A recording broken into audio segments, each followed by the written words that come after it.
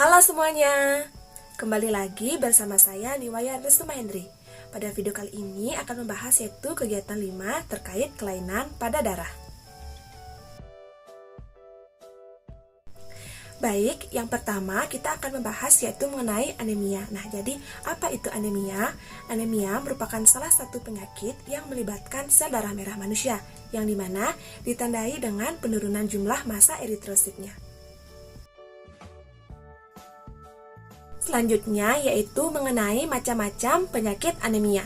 Yang pertama yaitu ada anemia karena kehilangan darah. Setelah mengalami perdarahan 1-3 hari, tubuh dengan cepat mengganti plasma darah yang hilang, tetapi konsentrasi eritrosit rendah.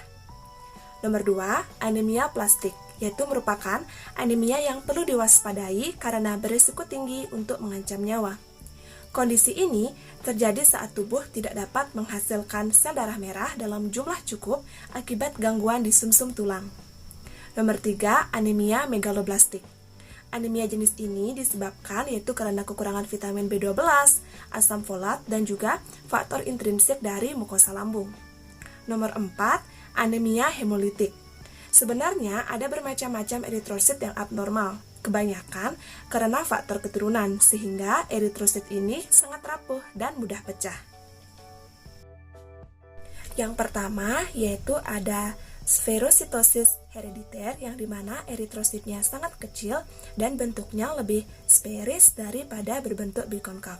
Sel ini mudah pecah sewaktu melewati kapiler limfa.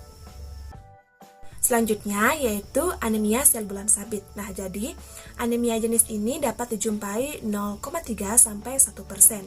Kemudian juga ada thalassemia atau anemia Cole, atau juga bisa disebut dengan anemia laut tengah. Nah, jadi anemia ini merupakan anemia herediter jenis lain. Nah, di mana sel-selnya tidak mampu membentuk rantai polipeptida alfa dan beta dalam jumlah yang mencukupi yaitu untuk membentuk hemoglobin. Nah, jadi sintesis hemoglobinnya sangat tertekan. Selanjutnya yaitu erythroblastosis fetalis. Jadi, anemia jenis ini yaitu disebabkan oleh eritrosit dengan positif di dalam fetus, yang dimana diserang oleh antibodi yang berasal dari darah ibu yang RH-nya negatif. Nah, antibodi ini akan menyebabkan yaitu eritrosit fetus menjadi sangat rapuh, sehingga bayi yang dilahirkan menderita anemia yang parah.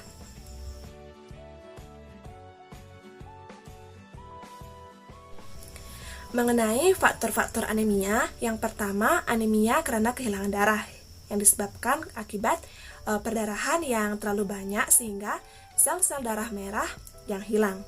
Yang kedua, pada anemia plastik ini faktor terjadinya yaitu terjadi saat tubuh tidak dapat menghasilkan sel-sel darah merah dalam jumlah yang cukup akibat gangguan di sumsum tulang, yaitu pada produsen sel darah di dalam tubuh. Yang ketiga, anemia megaloblastik. Anemia ini faktor terjadinya karena kekurangan vitamin B12, asam folat, dan juga faktor intrinsik dari mukosa lambung. Nah, sedangkan anemia hemolitik ini yaitu kebanyakan karena faktor keturunan. Nah, sehingga eritrosit ini sangat rapuh dan mudah pecah. Selanjutnya, korelasi penyebab anemia dengan cara pencegahannya. Faktor penyebabnya yaitu makanan yang mengandung zat besi rendah. Kebutuhan zat besi yang meningkat akibat kehilangan darah yaitu misalnya sebagai akibat cedera. Kemudian, gangguan penyerapan zat besi terjadi pada kelainan traktus alimentarius tertentu. Terkait mengenai menurunnya kekentalan darah yaitu akan mengurangi tahanan terhadap aliran darah dalam pembuluh darah perifer, sehingga memperbesar jumlah darah yang kembali ke jantung. Keadaan ini diperpanjang dengan terjadinya hipoksia, yaitu di jaringan tubuh yang menyebabkan pembuluh-pembuluh jaringan berdilatasi, sehingga akan lebih meningkatkan yaitu jumlah darah yang kembali ke jantung. Peningkatan jumlah darah yang kembali ke jantung yaitu akan meningkatkan curah jantung. Jadi, salah satu pengaruh utama anemia adalah kenaikan beban kerja jantung.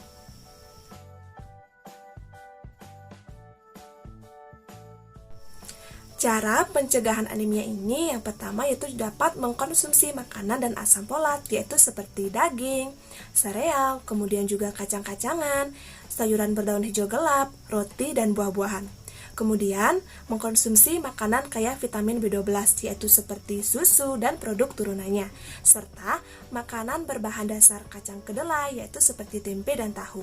Kemudian, buah-buahan kaya vitamin C, misalnya seperti jeruk, melon, tomat, dan stroberi, serta memperhatikan yaitu pola makan gizi seimbang.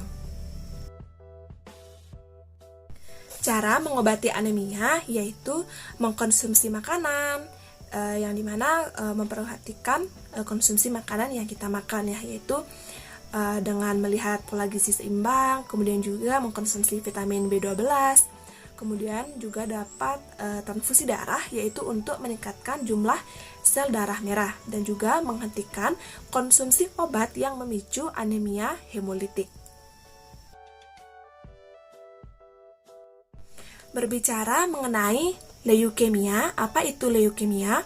Leukemia ini merupakan penyakit yang ditandai oleh meningkatnya jumlah leukosit abnormal yang ada dalam darah. Produksi leukosit yang tidak terkontrol ini disebabkan oleh mutasi yang mengarah kepada kanker, yaitu dari sel myelogenosa atau sel limfogenosa. Jadi, sel-sel leukemia biasanya yaitu tidak berfungsi sebagai sel leukosit biasa, sehingga tidak memberikan pelindungan kepada tubuh. Mengenai apa yang menyebabkan leukemia ini, jadi leukemia ini dibagi menjadi dua, yaitu leukemia limfogenosa yang dimana disebabkan oleh terjadinya produksi yang bersifat kanker dari sel limfoid yang dimulai dari suatu kelenjar limfe atau jaringan limfogenosa yang lain, dan selanjutnya akan menyebar ke tempat lain di dalam tubuh. Kemudian ada leukemia myelogenosa yang dimana dimulai dari produksi sel-sel yang bersifat kanker dari sel myelogenosa muda yang terdapat dalam sumsum tulang yang kemudian menyebar ke seluruh tubuh. Nah, seakan-akan leukosit ini dibentuk menyebar di seluruh tubuh di luar sumsum tulang. Kemudian terkait penyembuhan yaitu pada penyakit ini yaitu dapat dilakukan dengan cara kemoterapi, kemudian juga dapat dilakukan dengan terapi imun, dan juga dapat dilakukan dengan terapi target. Selanjutnya, bagaimana gejala-gejala seseorang yang berpenyakit talasemia? Jadi, gejala seseorang yang berpenyakit talasemia ini berbeda-beda sesuai penderita tergantung jenis talasemia yang dialaminya. Nah, biasanya keluhan yang muncul ini bisa seperti kelelahan, mudah mengantuk, sesak nafas yang dikarenakan kurangnya darah. Talasemia ini ditandai juga dengan kondisi sel darah merah yang mudah rusak atau lebih pendek umurnya dari sel darah normal pada umumnya. Kondisi ini juga diturunkan orang tua kepada anaknya sejak dalam kandungan.